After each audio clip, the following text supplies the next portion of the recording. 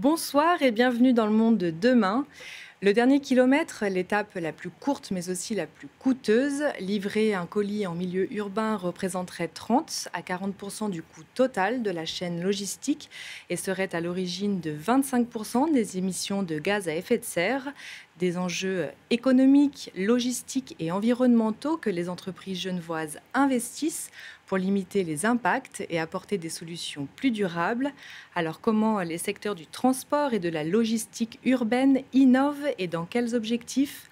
Reportage Colline Hutz et Nicolas Grangier.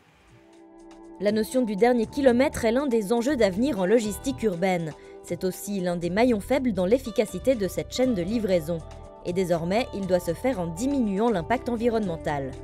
Pour les entreprises de toute taille, la simplification des processus de logistique passe peu à peu par la digitalisation. En ce sens, Easy Shipping for You est une solution web innovante qui apporte davantage de traçabilité du produit en imbriquant mieux les partenaires. C'est souvent au retour dans le service après-vente que le bât blesse.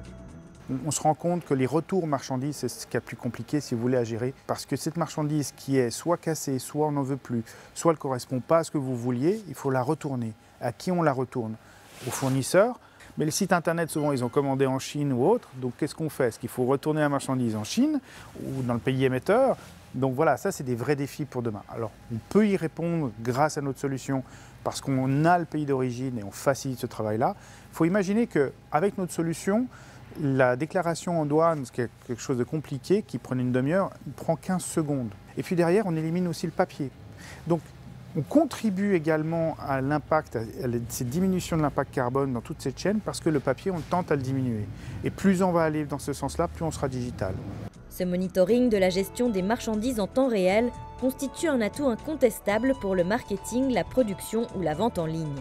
Dans cette supply chain 4.0, les défis ne manquent pas à Genève pour progresser, voire pour montrer l'exemple à terme.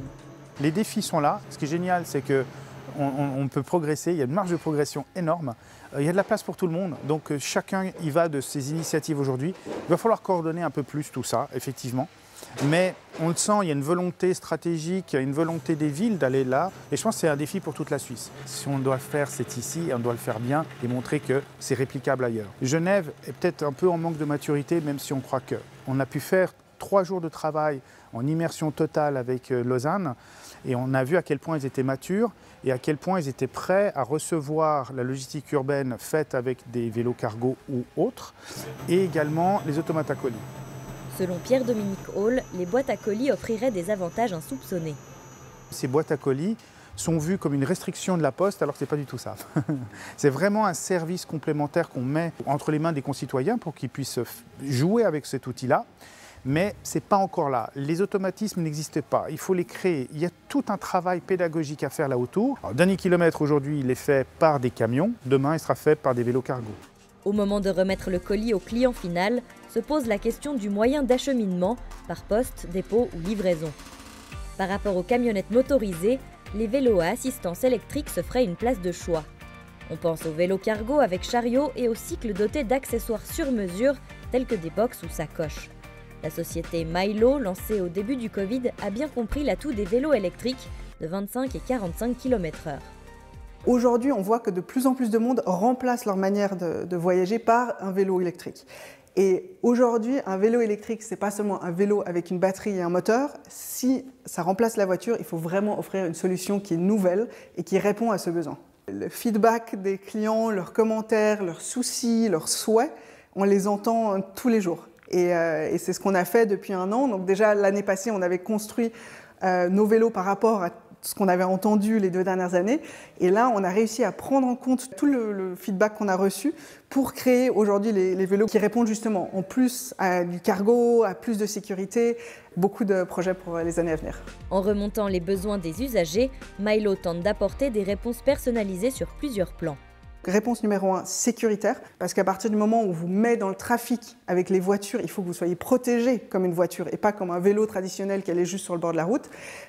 Deuxièmement, il y a besoin de faire plus de choses. J'ai besoin de transporter, donc vous voyez typiquement le vélo derrière moi qui a la capacité cargo, on voit qu'on a une énorme demande là-dessus, ou alors, comme l'autre modèle que vous voyez, qui a la capacité aujourd'hui de transporter 2 enfants, qui est aussi quelque chose qu'on voit énormément, parce que quand on remplace notre voiture, il faut pouvoir nous équiper avec une solution qui a du sens. À Genève, on a encore beaucoup à faire pour favoriser le transport marchandises du dernier kilomètre avec des speedbikes. La ville a mis en place une certaine infrastructure. Maintenant, on n'est qu'au début d'une vraie mobilité de livraison où il peut se passer tellement plus de choses à 2 roues plutôt qu'en voiture. Donc en effet, il y a encore un changement de mentalité qui doit se faire. C'est d'accord, je vais prendre mon vélo. Et ce qui est d'ailleurs très excitant. Mais la ville met quand même pas mal d'efforts pour essayer de créer ce changement. La pandémie a donné un coup de boost aux ventes de ces vélos d'un nouveau genre. La possible généralisation du 30 km/h à l'hypercentre de Genève est un élément à surveiller dans cette transition. Avec le succès du commerce en ligne et des livraisons express à domicile, le dernier kilomètre sera inévitablement source d'idées pour le monde économique. Non seulement pour des sociétés de services, mais aussi pour des industries en quête de produits prometteurs.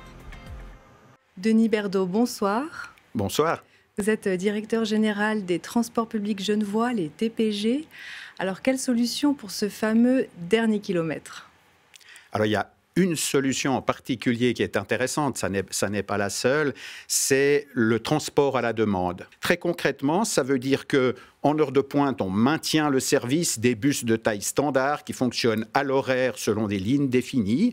Et puis, pendant la journée, ce service est remplacé par un service de minibus, donc déjà des véhicules de moindre capacité, plus adaptés à la demande plus basse à ce moment-là. Et ces minibus fonctionnent à la demande. Ça veut dire que le client, la cliente utilise son smartphone, l'application adéquate, et dit « j'aimerais aller de tel arrêt à tel arrêt », en donnant l'heure, et puis le véhicule vient le chercher. Ceci n'est pas un service de taxi, ça veut dire que ce n'est pas du transport individuel, dans le sens que si quelqu'un d'autre, proche de l'arrêt où vous vous trouvez, souhaite se déplacer dans cette même zone qui a été prédéfinie, eh bien, il va être pris en charge aussi, et le logiciel intelligent va déterminer quelle est la meilleure route pour prendre les 2 passagers, dans mon exemple, et les amener chacun à leur destination.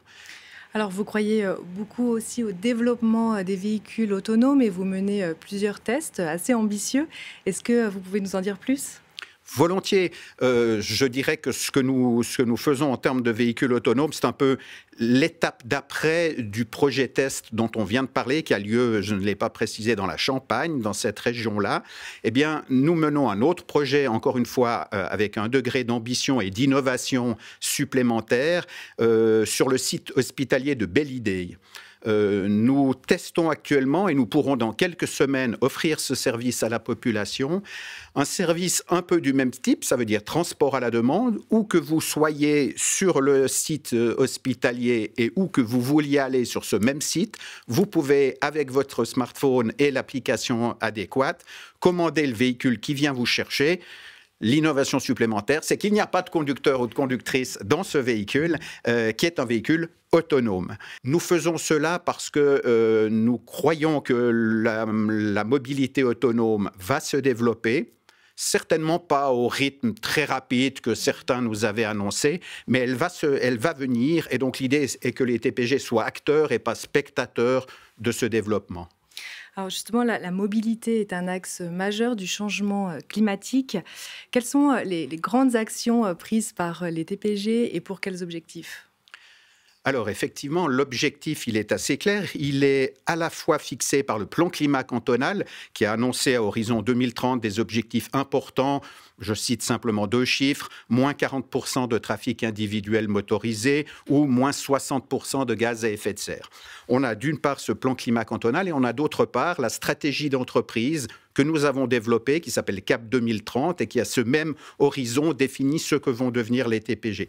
Et tout ça concorde parfaitement. Il faut donc que nous puissions offrir plus à la population, de manière à ce qu'elle prenne les transports publics. Et donc, ça passe d'une part par l'augmentation de l'offre. Nous sommes en train de développer fortement le réseau de tramway. Les travaux sont en cours pour amener le tramway jusqu'à la zone industrielle de Plan-les-Ouates et au futur quartier d'habitation des Sherpines. Puis il est aussi important de faire connaître cette offre. Et donc, en parallèle, eh bien, nous développons le marché des loisirs. Les pendulaires ont facilement le réflexe du transport public. Pour ces loisirs, on l'a moins aujourd'hui. Et donc, nous menons un certain nombre d'actions, par exemple en coopération avec les commerçants locaux pour développer cela. Et puis, nous visons aussi, c'est le dernier point que j'aimerais mentionner à ce sujet, nous développons aussi la clientèle B2B, donc les grands comptes, par opposition au B2C qui s'adresse au consommateur final, qui est finalement le client standard des transports publics. On s'est rendu compte que d'aller voir les communes, d'aller voir les entreprises pour leur proposer des services de mobilité, c'est quelque chose d'important pour gagner de la clientèle. Alors vous parlez des utilisateurs, télétravail, crise climatique, augmentation du prix de l'essence. Est-ce que vous observez un changement des habitudes des Genevois et Genevoises dans leur mode de déplacement ?